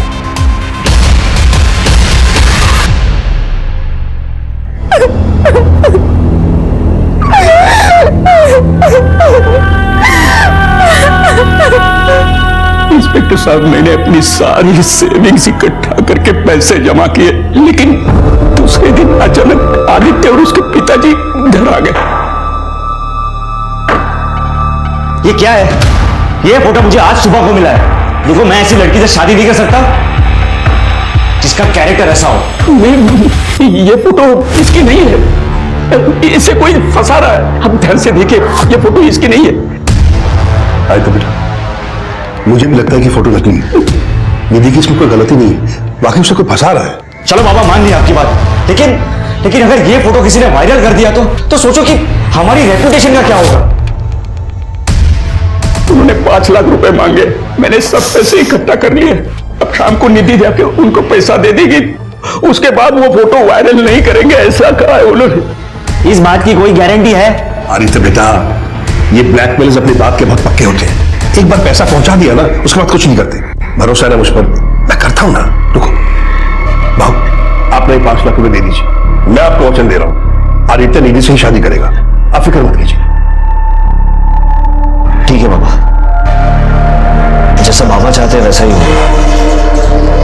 मैं निधि से शादी करूंगा। मैं जिंदगी भर आपका एहसान। अरे बाबा, अरे उठिए बाबा।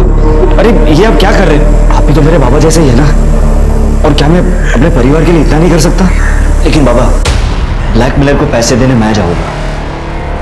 मैं वहां निधि को अकेले भेजने का रिस्क नहीं ले सकता। आदित्य ने ब्लैकमेलर को पैसे दे दी और उसके बाद उनका कोई भी फोन नहीं आया। और फिर आदित्य और निधि की शादी हो गई और वो दुबई चले गए। आपके पास शादी के फोटोग्राफ्स हैं? हाँ, एक आध फोटो है। ज्यादा फोटो गडकरी फैमिली ने खींची होगी। आपसे कहा होगा कि बाद में भिजवा देंगे, लेकिन भिजवा ही नहीं। हाँ, हाँ ऐसे ही कहा उन्होंने। मैं बताता हूँ।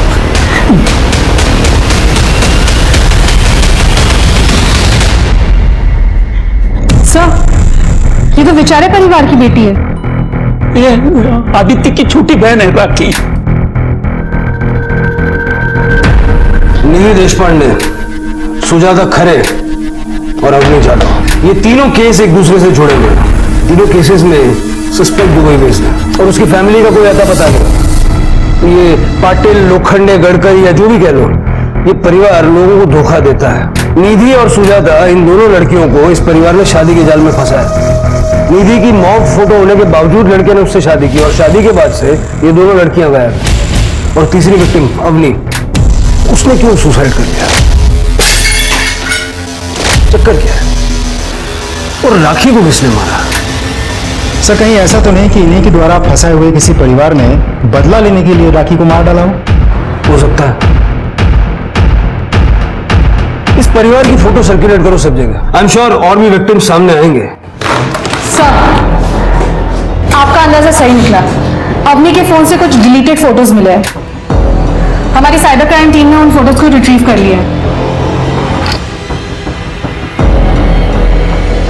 अवनी के पेरेंट्स को इस फोटो के बारे में पता नहीं था?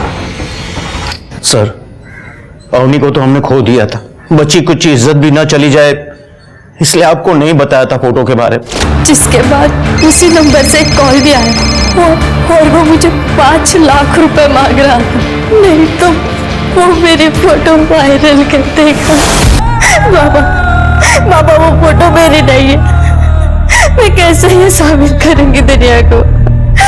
मुझे कुछ समझ में नहीं आ रहा है बाबा, इसलिए मैं ये जिंदगी खत्म कर रही हूँ। इसलिए सर, आपको फोन करने से पहले हमने फोन से सारे फोटोज डिलीट कर दिए थे। आपको हमें सब कुछ सच सच बता देना चाहिए था। किस नंबर से आई थी वो फोटोज? सर, हमें नहीं पता, फोन तो आप लोगों के पास था। आपने वो फोटोज डिलीट कर दी, इसकी वजह से हमें वो नंबर भी नहीं मिल पाया। राजदीप सर, ये फोटो देखिए, क्या यही रमेश के माँ बाप हैं? हाँ सर, यही रमेश के माँ बाप हैं। और ये राखी? राखी? कौन राखी? हमें नहीं पता। तब तक तो राखी जिंदा थी, फिर यहाँ क्यों नहीं आई? और अगर यहाँ रैंसम का कॉल आया तो सुजाता के वहां भी ऐसे ही कॉल गया होगा।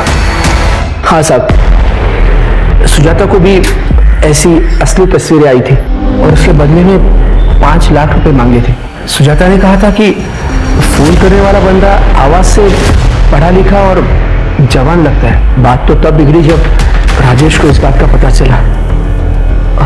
राजेश के पिताजी ने आपसे ये कहा होगा कि अगर आप 5 लाख रुपया दे देंगे तो फिर भी राजेश आपकी बेटी के साथ शादी कर लेगा। और राजेश ने कहा होगा कि पैसा डिलीवर करने वो खुद जाएगा, क्योंकि वो सुजाता को खतरे में नहीं डालना चाहता। हाँ बिल्कुल, लेकिन आपको ये बात कैसे पता? किस नंबर से आई थी फोटोज और कॉल्स? एक मिनट, वो सुजाता से मैंने नंबर लेकर रखा था। ये देखिए सर, ये नंबर।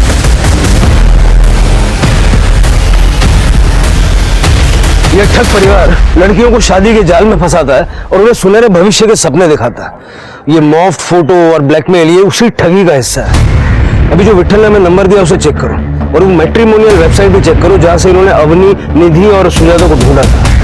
ये अमर, राजेश, रमेश, ये जो कोई भी है, हो सकता है इसका असली नाम और पता वहां से मिल जाए।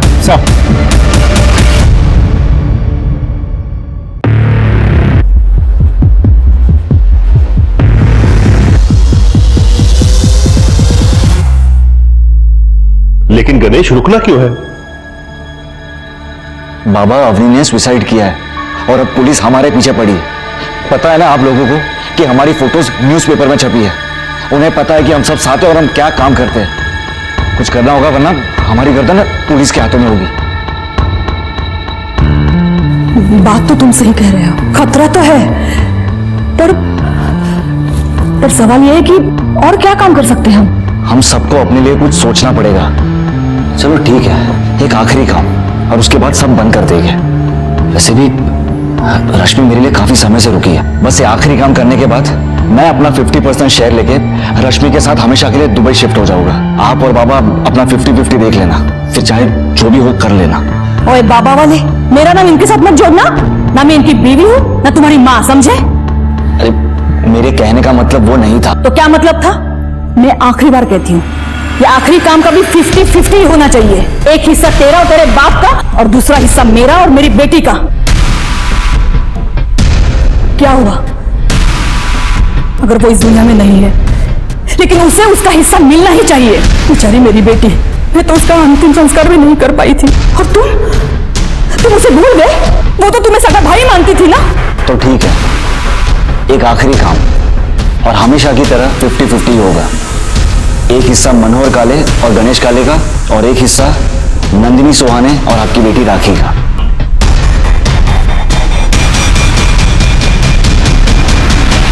जहां पुलिस उस ठग परिवार को ढूंढ रही थी, वो असल में परिवार था ही नहीं। पुलिस ने मैट्रिमोनी वेबसाइट को खंगाला, लेकिन पुलिस को ऐसी कोई प्रोफाइल मिली नहीं।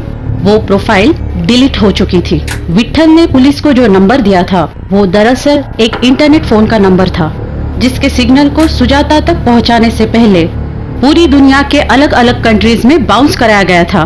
पुलिस को गायकवाड़ परिवार के बारे में भी पता चला, जिनकी बेटी सिमी के साथ भी बिल्कुल ऐसा ही हादसा हुआ था। सिमी भी दुबई पहुंचने के बाद गायब हो गई थी और उसके पति तुषार आगरकर और उसके परिवार का भी कोई अता पता नहीं था। और इस केस में भी दूल्हे का चेहरा फोटो में क्लियर नहीं था। पुलिस को पूरा यकीन था कि ये महज इत्तेफाक नहीं था, बल्कि सोची समझी साजिश थी। पुलिस ने डिसाइड किया कि वो चारों परिवारों को इकट्ठा करेगी और दूल्हे का स्केच बनवाएगी। सर, स्केच को पेपर में छपवा दूं? नहीं भूल जाती नहीं, ये सतर्क हो जाएगा। सारे मैट्रिमोनियल वेबसाइट्स पे इस चेहरे को ढूंढो, देखो इसने किसी लड़की की प्रोफाइल पे इंटरेस्ट जाहिर किया है क्या। इससे पहले कि ये अपने अगले विक्टिम तक पहुंचे, हमें हर हाल में इसे रोकना है। Yes sir. सर हाँ, आप चिंता मत कीजिए, इसी हफ्ते काम हो जाएगा। Okay, thank you. दुबई के खरीदारों ने लड़की फाइनल कर ली है। ये है सोनल पेंट से, इगतपुरी के नारायण नगर में रहती है और ये है हमारा आखिरी काम।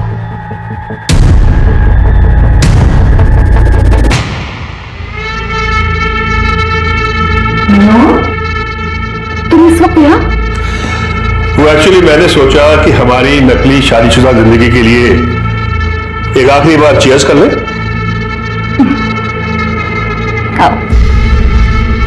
पता है नंदिनी,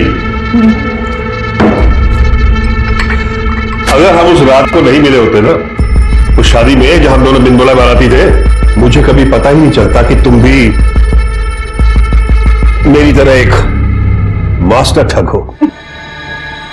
रोहित वेड्स अंजू। अरे वाह, तुम्हें तो नाम भी याद है। वो दिन मैं कैसे भूल सकती हूँ। उस दिन तो मैं फंसते फंसते बच गई थी। हे, कौन हो तुम? मैं वो ये तुम यहीं पे रुको, मैं अभी अपने भाई को बुला के लाती हूँ। नहीं, मैं वो। अरे डार्लिंग, कमाल हो, मैं तुम्हें वहां ढूंढ रहा हूं, तुम यहाँ। अच्छा बताओ, घड़िया मिली क्या? अरे वहां सिरा साहब वेट कर रहे हैं, तुम ये बातें कर रही हो। दरअसल लड़की के पिता अपने सिरा साहब मेहमानों को घड़िया दिखाना चाहते थे, तो मैंने अपनी वाइफ इनसे कहा जाके घड़िया लेके आओ। और ये है कि तुम मीना अब खड़ी होगी क्या? वहां वेट कर रहे हैं सिरा साहब। चलो चलो चलो। उस दिन तुमने क्या नाटक किया था मनोहर कि मैं तुम्हारी बीवी हूँ।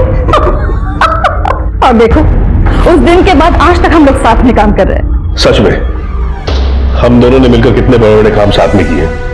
नंदिनी, मुझे लगता है कि हम दोनों को शादी कर लेनी चाहिए। मेरी बात का बुरा नहीं लगा था। सोचती तो मैं भी हूं कभी कभी कि राखी के मौत के बाद मैं भी अकेली पड़ गई हूं। वैसे तुम्हारी पत्नी बनकर जिंदगी गुजारना इतना भी बुरा नहीं है। तो ठीक है, इस आखिरी काम के बाद हम दोनों शादी कर लेते हैं। चीयर्स। चीयर्स। सर, नकली दूल्हे की प्रोफाइल मिल गई है। सर ये देखिए। रोहन वर्तक, बैकग्राउंड सेम है, फैमिली डिस्क्रिप्शन भी सेम है, इगतपुरी का एड्रेस है लेकिन कोई नंबर नहीं दिया। सर कांटेक्ट के लिए एक ईमेल आईडी है। फटाफट ये ईमेल आईडी साइबर सेल को भेजो ट्रेस करने के लिए, और इगतपुरी चलने की तैयारी करो। Yes sir.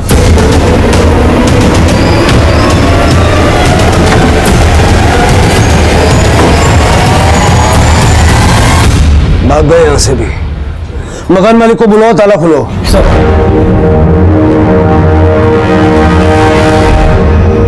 दरवाजा खोलो।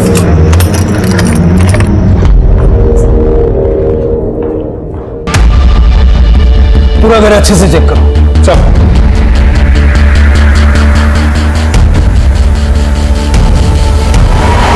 कहाँ रहते हो तुम?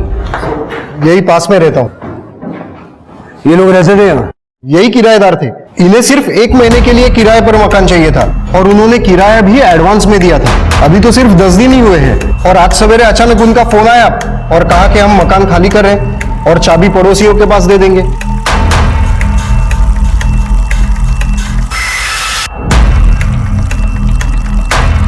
सर ये देखिए,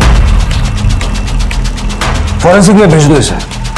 सर ये देखिए, नंदिनी की साड़ियां मिली हैं।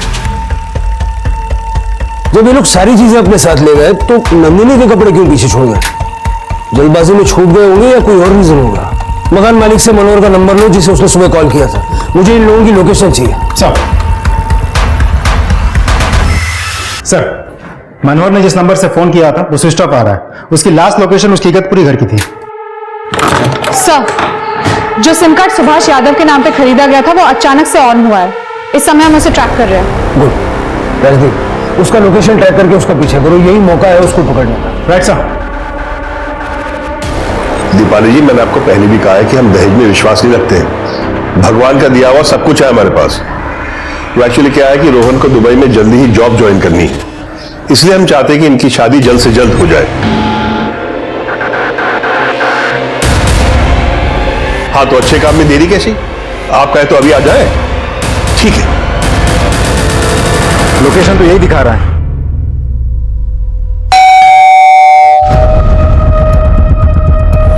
जी नमस्ते, मैं मनोहर वर्तक। फोन पर आपसे मेरी बात हुई थी। जी, अरे बारिश में भीगी हुई, आइए अंदर आइए।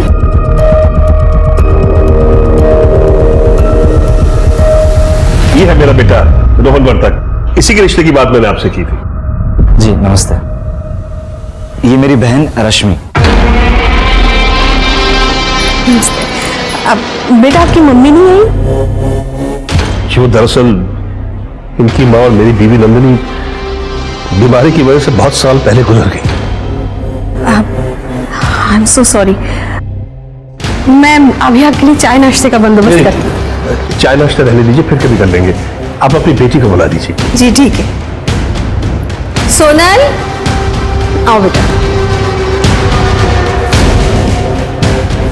ये मेरी बेटी सोनल, ये है रोहन और ये उनकी बहन रश्मि। बेटा जरा तुम रूम को अपना कमरा दिखाओ और दोनों बातें भी कर लो। बेटा शर्माओ नहीं, जाओ जाओ बेटा। चलिए। आज अगर नंदिनी जिंदा होती ये देखकर कितना खुश होती।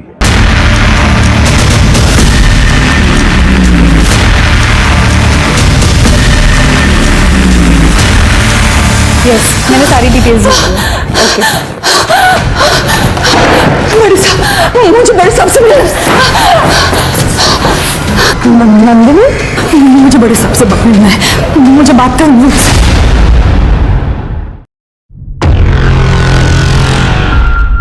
जब से हमने पार्टनरशिप की है उस दिन से परिवार की तरह अपने लड़के के लिए बहू ढूंढने का नाटक कर रहे हैं हम।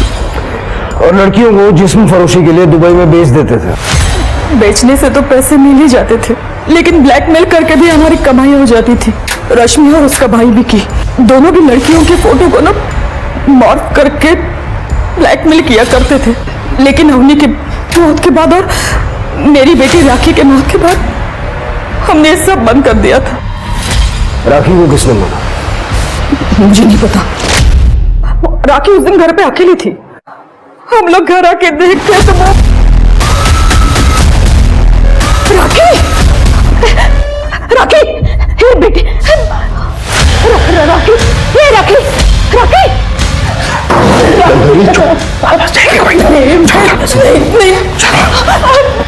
मनोहर ने कहा कि अगर अरेस्ट नहीं होना है तो हमें यहाँ से भाग जाना पड़ेगा। लेकिन साहब वो मनोहर और वो गणेश वो दोनों भी सजा के हकदार है साहब। इस वक्त वो दोनों का बता सकती हूँ? सोनल पेंट से 24/130 नारायण नगर। इनको भी लेके चलना साथ में। नारायण नगर 24/130। बाप बेटे दोनों वहां पहुंच रहे, फटाफट निकलो, मैं भी निकलूं।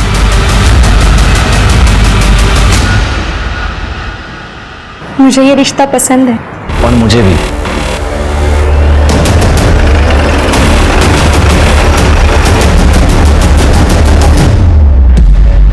भगवान तेरा लाख लाख शुक्र है। बस ऐसे इनके सर पे हाथ रखना और इस रिश्ते को फलने फूलने देना। शादी की डेट फिक्स करने से पहले भगवान का आशीर्वाद लेना बहुत जरूरी है। बस शादी 3-4 दिन में हो जानी चाहिए। जो आप ठीक समझे। चलिए ना एक सेल्फी ले लेते हैं। सेल्फी? वो सेल्फी का तामझाम मुझे नहीं समझता। अभी तो हमारी शादी फिक्स हुई है, एक सेल्फी तो बनती है ना। हाँ मतलब मेरा मतलब कि वो रोहन बाबू भाभी इतना एक्साइटेड है तो ले लीजिए ना एक सेल्फी, क्या फर्क पड़ता है। ठीक है देखिए मुझे भी दिखाओ।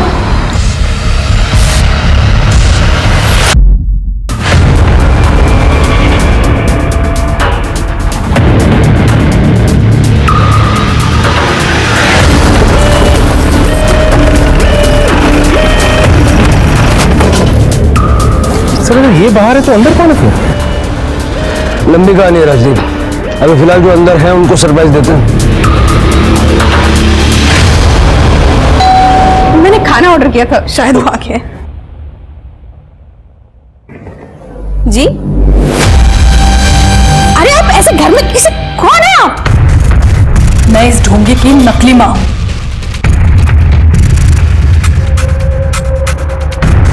जो आपकी बेटी की जिंदगी बर्बाद करने आया है यहाँ पे। और ये लड़की रश्मि इसकी बहन नहीं गर्लफ्रेंड है, जिसे लेके ये भाग जाना चाहता है। नाटक मंडली तुम्हारा नाटक खत्म हुआ। चलो अरेस्ट करो सब। सर कसम से ये हमारा आखिरी काम था। राखी को क्यों मारा तुम लोगों ने? सर राखी को हमने नहीं मारा। सर मुझे धरने से कोई फर्क नहीं पड़ता, मगर राखी को मैं अपनी छोटी बहन जैसा मानता था। सपने में भी उसके बारे में बुरा नहीं सोच सकता था। फिर उस दिन हम शादी की तैयारी के लिए शॉपिंग करने गए थे बस। लेकिन जब घर वापस आकर देखा तो घर का दरवाजा खुला था और राखी की कॉल डिटेल्स आते ही सच क्या है ये तो जल्दी सामने आ जाएगा। राखी को हमारे काम के बारे में कुछ नहीं पता था। वो बेचारी तो दिल से चाहती थी कि उसके बाप भी आ जाए। आप लोगों की नाटक मंडली में विक्की का क्या रोल था? वो फोटो मूव करता था और ब्लैकमेल करने के लिए कॉल करता था। मुझे पता है, मैंने जो तुम्हें तुम्हारा नया फोटो भेजा है ना, वो तुम्हें बिल्कुल पसंद नहीं है। अगर तू चाहती है कि तेरे फोटो इंटरनेट पे वायरल ना हो तो कल शाम तक 5 लाख रुपए दे देना। 5 लाख? लेकिन हमें पैसे मिलने में कभी कोई प्रॉब्लम नहीं आई, क्योंकि पैसे हमेशा गणेश लेकर आता था। राजदीप सर, विकी को ले आओ, उसके सारे दोस्त यहाँ हैं, अकेला बोर हो रहा होगा। Right sir.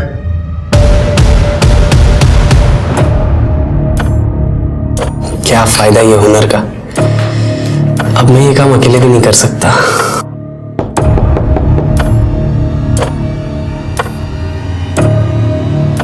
क्या अंकल कितना टाइम लगाते हो? लाओ दो, आधे घंटे से ऊपर हो गया। चल पिज्जा खिलाता हूं, अंदर चेक करो।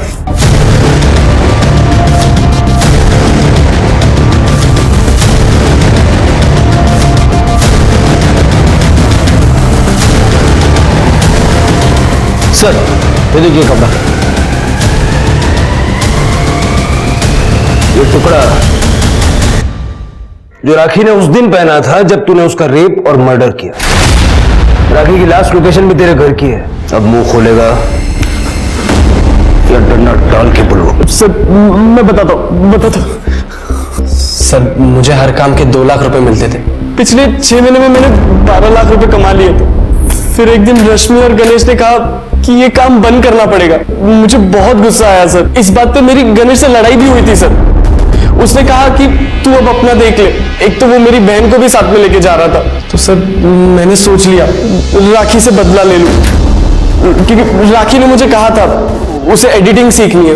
और मुझे पता चला कि ये लोग शॉपिंग के लिए बाहर जा रहे हैं, तो मैंने एडिटिंग के बहाने राखी को वहां बुला लिया था।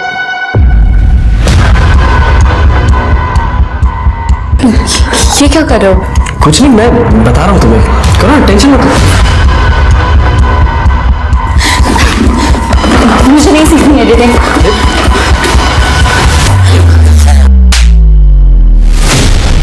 तू ये भी नहीं जानता ना कि राखी गणेश की सगी बहन नहीं थी। सर ये बात मुझे बाद में अपनी बहन से पता चली। अब जेल में सड़। पुलिस ने विकी को राखी के रेप और मर्डर के जुर्म में गिरफ्तार किया। पुलिस ने डिप्लोमेट्स के मदद से गुमशुदा लड़कियां सिमी, सुजाता और निधि को भी दुबई में ढूंढ निकाला। आज भी हमारे समाज में कई लोग हैं जो चाहते हैं कि उनकी लड़कियों की शादी NRI से हो जाए, ताकि लड़की विदेश में जाकर खुशहाल जिंदगी जिए, लेकिन अपने सपनों के वजह से आंखों को इस तरह से ना मूंदे कि आप आए हुए रिश्ते और लड़के की जांच परख करना ही भूल जाए। पूरी जांच पड़ताल करें और अपनी बेटी की जिंदगी को सुखद बनाएं। इसी के साथ मैं सोनाली कुलकर्णी आपसे विदा लेती हूँ। फिर होगी आपसे मुलाकात एक ऐसे ही चौंका देने वाले केस के साथ क्राइम पेट्रोल सतर्क में। तब तक अपना और अपने परिवार का ख्याल रखिए। आप जानते हैं हम सब एक मुश्किल दौर से गुजर रहे हैं। कृपया मास्क पहने, समय समय पर हाथ धोते रहे और ऊंची दूरी बनाए रखें। देखते रहिए क्राइम पेट्रोल सतर्क। जय हिंद। इस तरह के और भी एपिसोड देखने के लिए हमारे चैनल को सब्सक्राइब करें और बेल आइकन दबाना ना भूलें।